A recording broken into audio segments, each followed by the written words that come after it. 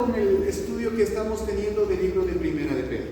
Ya nuestra hermana Rebequita, al iniciar este tiempo, dio lectura a Primera de Pedro, capítulo 2, versos 9 y 10. Y estoy seguro que usted está estudiando estos versículos de este libro en casa. Yo les pedí que por unos 3 a 4 meses lea Primera y Segunda de Pedro. Acaba de leer y lea nuevamente. Y vaya anotándose preguntas que venga a su corazón. Entonces, mis hermanos, para poder continuar con esto, la pregunta de hoy es: ¿quién soy en Cristo Jesús? Amén.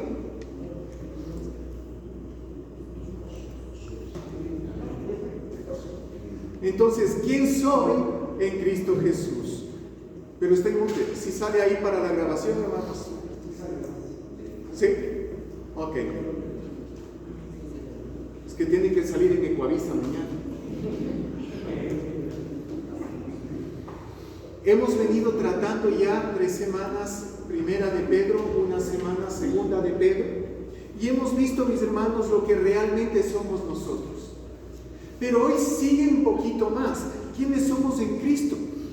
Nos dijo el capítulo 1 que somos ¿qué? Expatriados, expulsados, ¿no? Que somos ciudadanos del cielo, que somos elegidos por Dios, somos santificados por el Espíritu Santo de Dios. También aprendimos que el Espíritu Santo nos capacita. ¿Pero para qué nos capacitaba? Porque todo lo que somos tiene una razón. Lo que acabo de decir era para ser obedientes. Eso era una parte, ¿no? Luego aprendimos, mis hermanos, que somos rociados por la sangre de Cristo, que Él nos ha limpiado de todo pecado, y también que somos herederos y coherederos de una herencia incorruptible, que Dios nos ha guardado con su poder, que Dios nos ha separado para Él, que nos ha rescatado de nuestra antigua forma de vivir. También me dice que ahí fuimos purificados para mantenernos en obediencia y para demostrar al mundo que somos renacidos. Luego vimos hace unas 2 semanas lo que es piedras vivas, que somos casa espiritual del Señor. Y ahí decíamos que somos también sacerdocio santo. Esta lista que hemos visto durante estas semanas, mis amados hermanos, me permite entender las cosas maravillosas que soy en Cristo Jesús. Es que antes que decíamos, ¿qué eres? Cristiano. ¿Y qué más eres de cristiano? O sea, ¿cuáles son los beneficios? Ay, soy el mimado de Dios. Soy la mimada de Dios. Pero ahora hemos aprendido lo que realmente somos en Cristo. Y es un listado de cosas. ¿Y sabe qué? La lista no termina ahí. Lo que hemos visto son solamente cosas básicas de mi forma de vivir, las acciones que yo debo tener en base a mi identidad. La manera que yo me comporto, querido hermano, tiene que ver directamente con mi identidad. Eso es bien claro. ¿Quién eres? Determina lo que haces. ¿Cómo vives? Está indicando lo que eres. Por eso es importante que como somos, deben identificar o definir a la luz de la palabra. Todo lo que tú haces, lo que piensas, lo que dices. Porque Cristo debe producir en nosotros un cambio real. Entonces, ¿quién soy? Pastor, ya hablamos un montón de cosas, ¿quién soy? Pero ahora este versículo me dice cosas muy importantes que quisiera profundizar un poquito más. La Biblia dice: vosotros sois linaje escogido. Wow. Entonces la lista no quedó allí nomás. ¿Qué es linaje escogido? ¿Qué es linaje para ustedes? Voy a cambiar un poco el esquema, aprovechando que estamos poquitos, como para ser participativo. ¿Qué es un linaje? Suena como el peregrino. ¿Qué raza es este perrito? Este perrito es Denver. ¿Sí? Este perrito es pastor alemán con Denver. ¿Qué es eso? El mercado. Cuando hablamos de linaje, La palabra nos está indicando, mis hermanos, que se refiere no a la raza. Si dice primero, hermanos, aclaro esto: linaje escogido, real sacerdocio, nación santa, pueblo adquirido por Dios. Antes de analizar esto, recordemos que en el Antiguo Testamento ya se usaban estas palabras, pero solo se usaba para el pueblo de Israel. Solo era para el pueblo de Israel. Así es que usted y yo, tú y yo, mis amados hermanos, como parte del pueblo gentil, no pertenecíamos a esta descripción. Estábamos muy lejos de ser eso. ¿Pero por qué? Primero, porque no somos de esa nación, de esa tribu, de ese linaje genealógico, ¿verdad? No tenemos el gen de ellos. Y segundo, por nuestro estilo de vida. Nuestro estilo de vida es pecaminoso y la Biblia dice que el pecado me aleja de Dios. Así es que tú y yo no pertenecíamos a ese linaje, pero Jesucristo, con su amor, hizo cosas grandes, y la Escritura dice: todo aquel que le recibe y cree en su nombre, le dio potestad de ser hechos. Entonces, a partir del momento que tú y yo aceptamos a Cristo Jesús, ¿qué somos ahora entonces? Linaje escogido. Primera de Pedro 1 me enseñaba que yo soy elegido de Dios. No le elegí yo a Él me eligió a mí. ¿Recuerdan que aprendimos eso? Entonces, yo soy linaje escogido. ¿Qué es linaje? Ahora sí. Parentesco, familia, tribu, descendiente. No sé tu linaje, hermano, si tal vez eres sangre azul, o roja, o verde.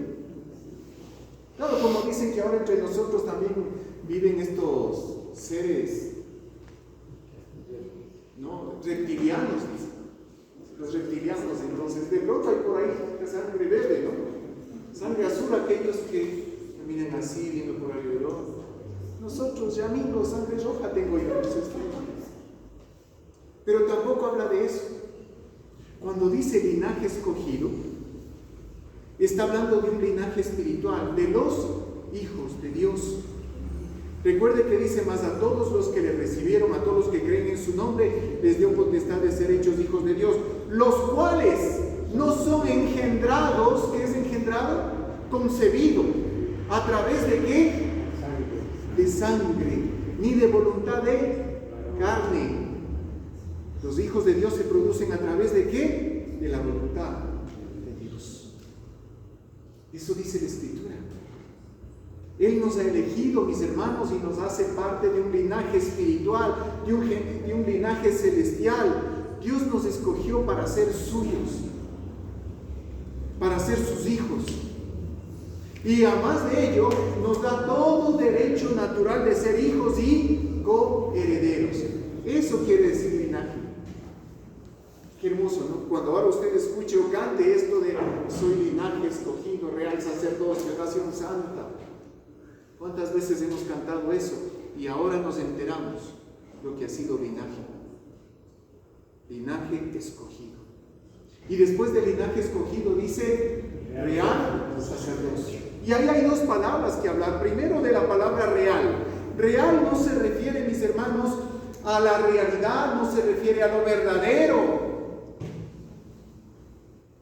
Se refiere a la realeza. Y la realeza, hay un reino y un rey. Cuando miras nuevamente el Antiguo Testamento, observas que allí hay reyes y sacerdotes. Pero usted también se va a dar cuenta que el rey nunca puede ser sacerdote. Y el sacerdote nunca puede ser rey. Y viene Jesús, rompe el molde, porque se nos presenta como rey y sacerdote. Así que en Cristo Jesús, tú y yo también somos ahora reyes y sacerdotes. ¡Wow! Esto sí que está impresionante. Nos pone en un nivel superior, si se puede llamar así, a los reyes y sacerdotes del Antiguo Testamento. ¿Por qué? Porque ahora estamos en Cristo Jesús.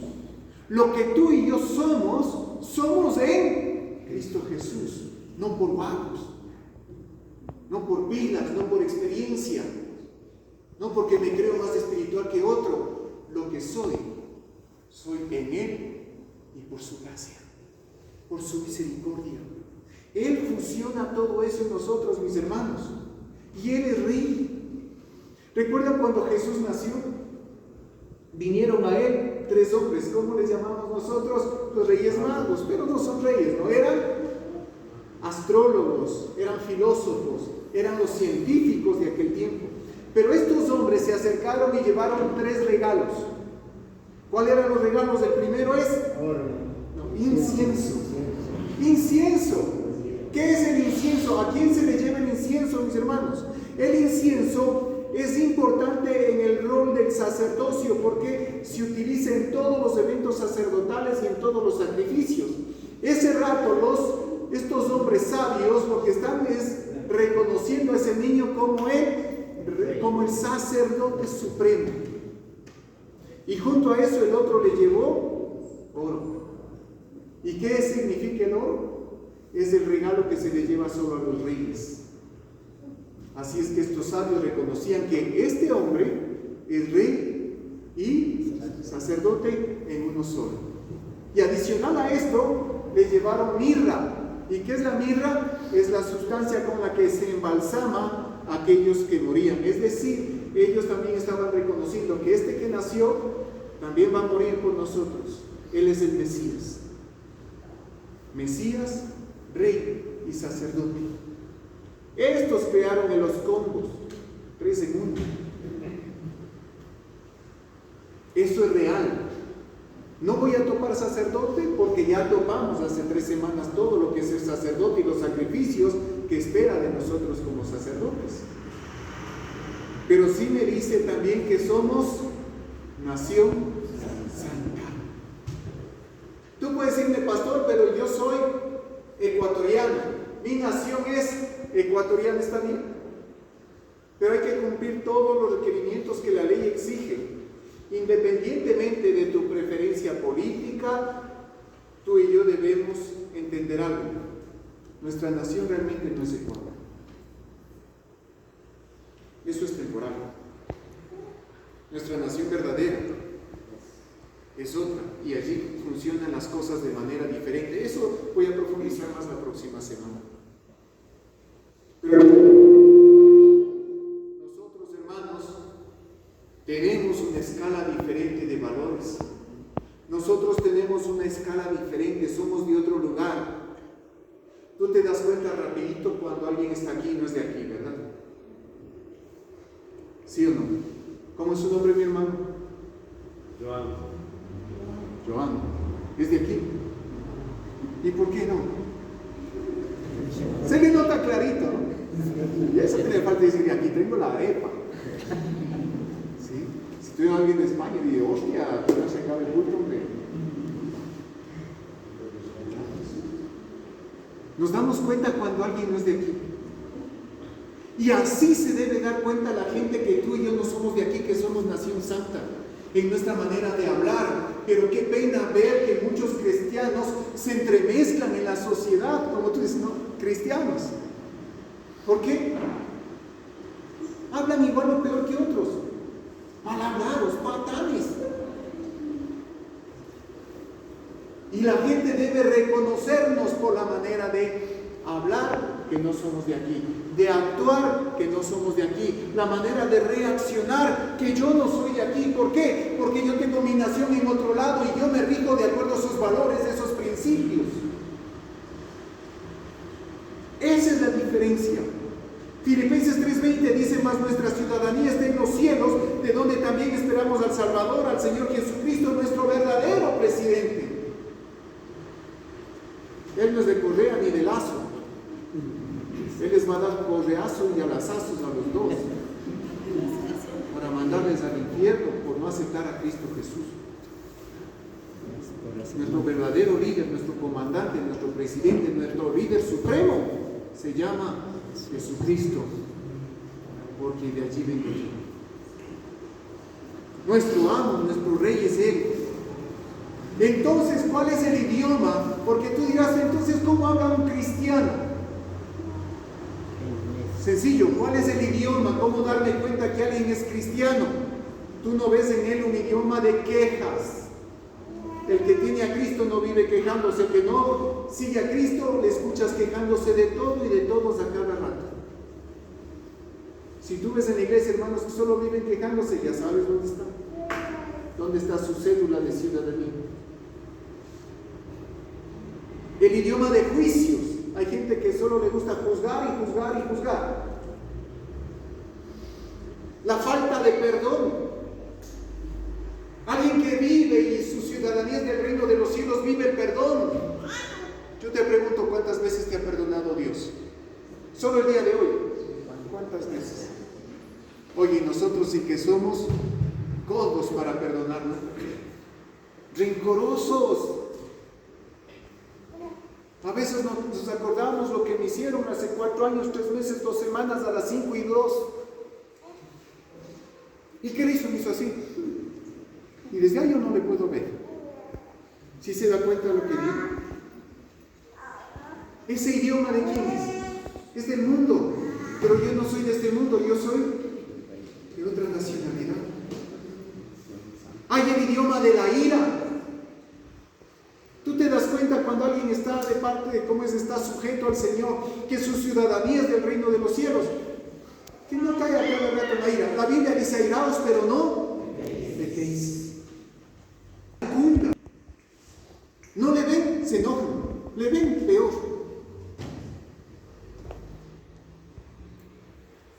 Un vocabulario de maldiciones. Vea, y a mí me ha dado pena muchas veces porque he visto hombres y mujeres de Dios que utilizan hasta los púlpitos para maldecir a la gente. Dios mío, que tenga misericordia de ellos antes que le caiga un rayo. Que se arrepientan ellos también. Pero nuestro lenguaje es muy diferente, ¿verdad? Amén. Porque tú y yo somos nación santa. Dile al que está a tu lado, ¿verdad? Que mi vocabulario es diferente. Dile. Y si se te goza, es que no es. Si se te ríe, es que no es. Muy bien, hermanos, nos dice la Biblia entonces que somos linaje escogido, que somos real sacerdocio, que somos nación santa. ¿Qué más nos dice? Pueblo adquirido por Dios. Pueblo adquirido por Dios. No sé cuánto es tu poder adquisitivo. No sé si estoy hablando en términos que nos entendemos. Es decir, yo no sé cuánto es tu poder económico para comprar o no cosas. Pero sí conozco el poder adquisitivo de mi Dios. Yo no sé si tu cuenta bancaria tiene plata que sacar o plata que pagar. Sí, la mayoría tenemos platas que pagar, pero tenemos cuenta. Pero sí conozco, mis hermanos, el poder adquisitivo de Dios. Ese sí lo conozco. A más de que Él nos creó, a más de que Él nos apartó para Él, Él pagó doblemente por nosotros. En Hechos dice que la iglesia del Señor fue ganada, ¿por qué? Por su sangre. ¿Cuánto pagó por ti? Sangre. ¿Cuánto pagó por la iglesia? Sangre. En primera de Pedro, hace 3 semanas vimos el capítulo 1, 18, 19, que fuimos comprados no con oro ni con plata, sino con la sangre preciosa de Cristo Jesús.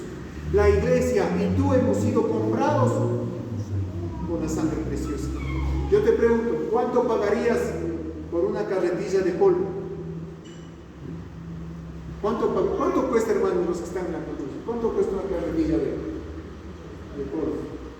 De arena fina, no de polvo, de arena fina. Carretilla, no digo volqueta, serán unos $5. No cuesta más de eso.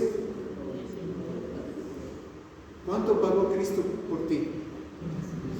Porque eres polvo.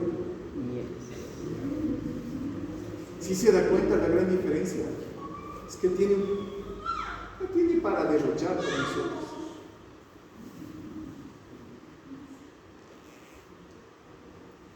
Jesús pagó con su propia sangre por ti y por mí.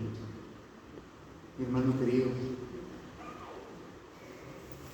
para que tú seas, y quiero que escuches esto, todo lo que hemos hablado estas semanas hasta el día de hoy, para que tú seas, entre otras cosas, linaje escogido, porque ahora ya sabemos que es eso, ¿verdad? Para que tú seas real sacerdocio, nación santa, pueblo adquirido por Dios, entre otras cosas más. No es para que salgamos de aquí y digamos, este pechito vale mucho. No. Es para que recordemos que todo eso somos gracias a la preciosa sangre de Cristo Jesús. Porque yo lo único que he hecho es calentar esta banca, nada más. Empollar la banca. Jesús ha hecho todo. Amén. ¿Qué le parece si le agradecemos con las palmas al Señor?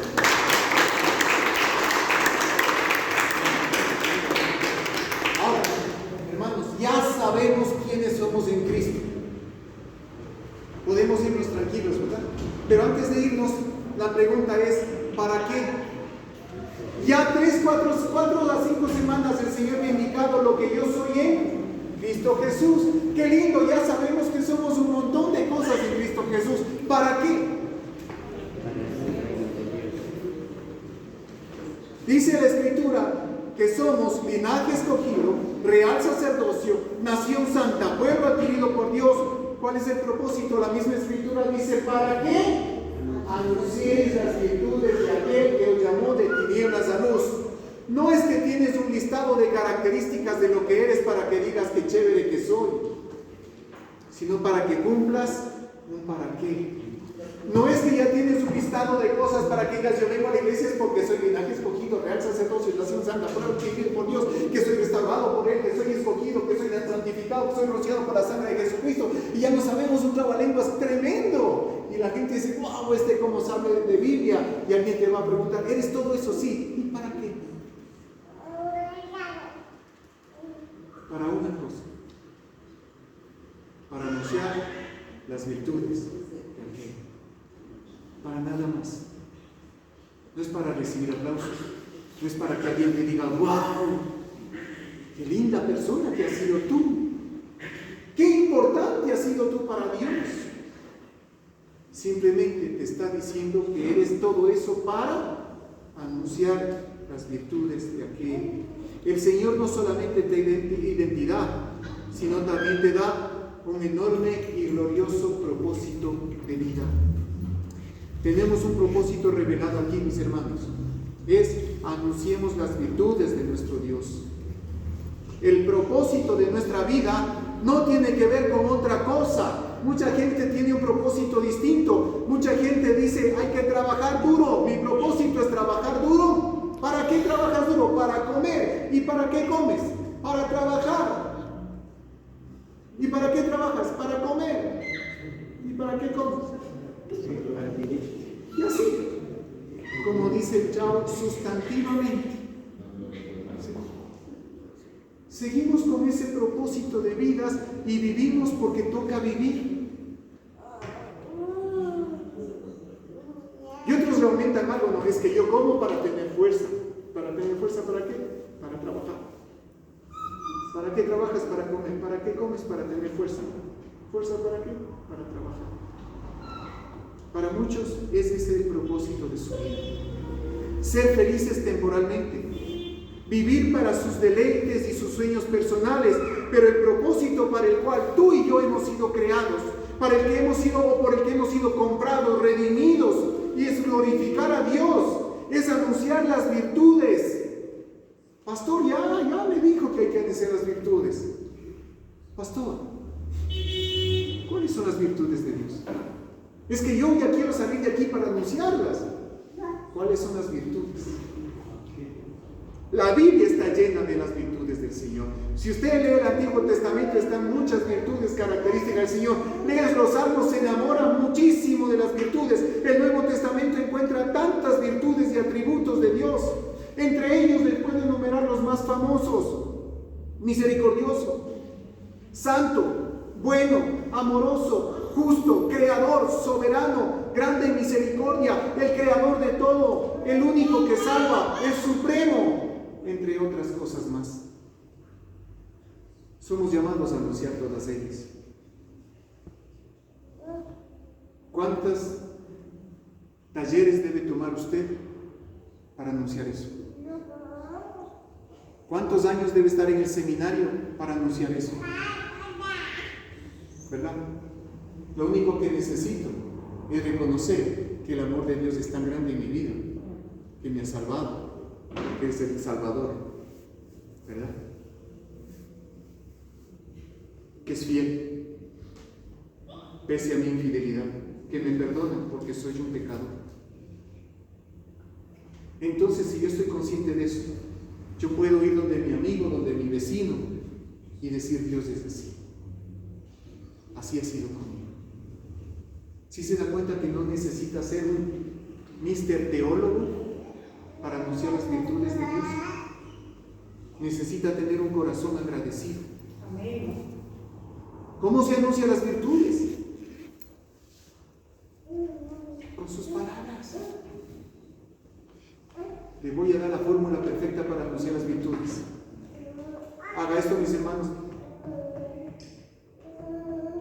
Ahora esto. Para anunciar las virtudes, solo abra la boquita y hable. ¿Se ha podido hacer esto en la boca? Ya me di cuenta. Amén, gloria a Dios. Hable. Hable las virtudes de aquel que le sacó de tinieblas a luz. ¿Cómo se va a decir en el barrio? No, habla. Ya, pues hable. Debemos hablar de manera verbal, debemos compartir.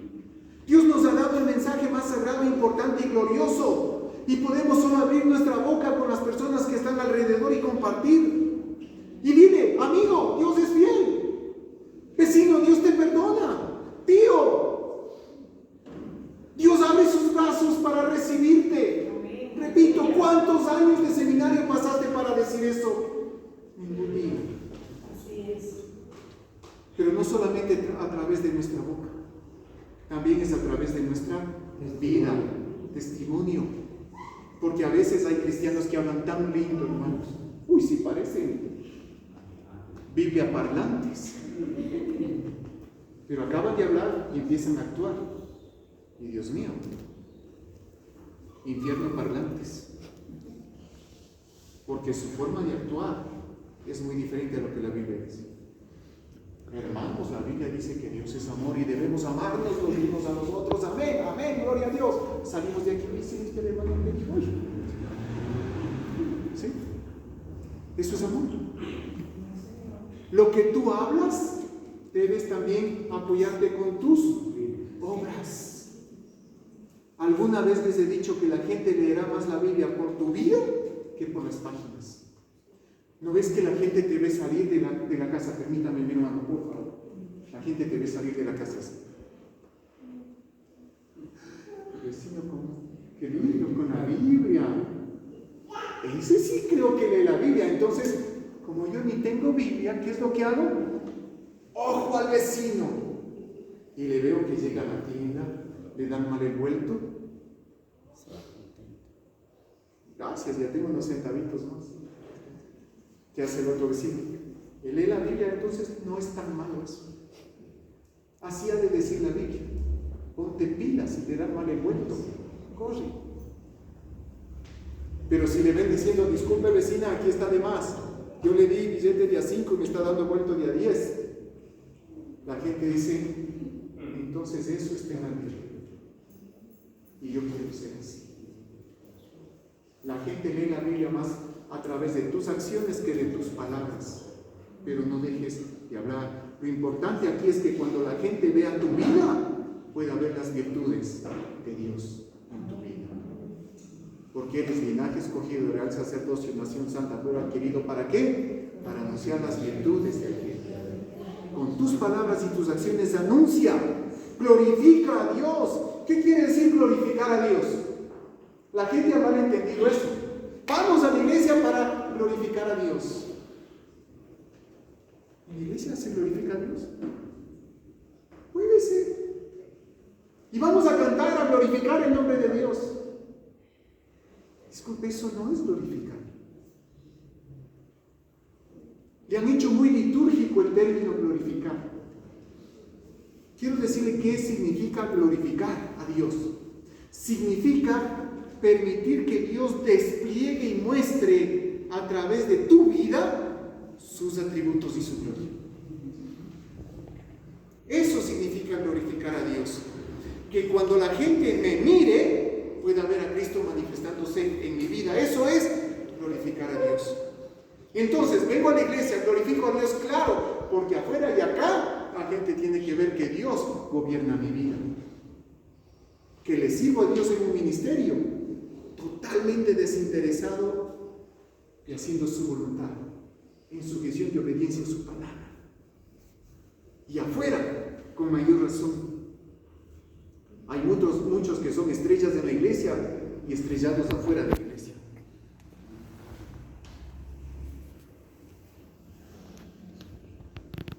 Pero también dicen mis hermanos que compartamos de Dios, de sus atributos, porque Él nos llamó de tinieblas a su luz admirable. Antes tú y yo estábamos en las tinieblas. Antes tú y yo éramos las tinieblas. Y lo único que pudo cambiar todo eso es la presencia de Jesús. Solo la mera presencia de Jesús hace que toda la oscuridad se despliegue y desaparezca. Él te llamó de tinieblas a su luz, y no cualquier luz que dice la Escritura. Es una luz admirable, esa que te siga, esa que dices, wow, esto está pero insoportable, tremendo, apasionante. Ese cambio, Él quiere que también lo viva la demás gente a través de ti, que vea que tú eres luz porque estás en Cristo Jesús. Todavía hay muchos cristianos medias tintas,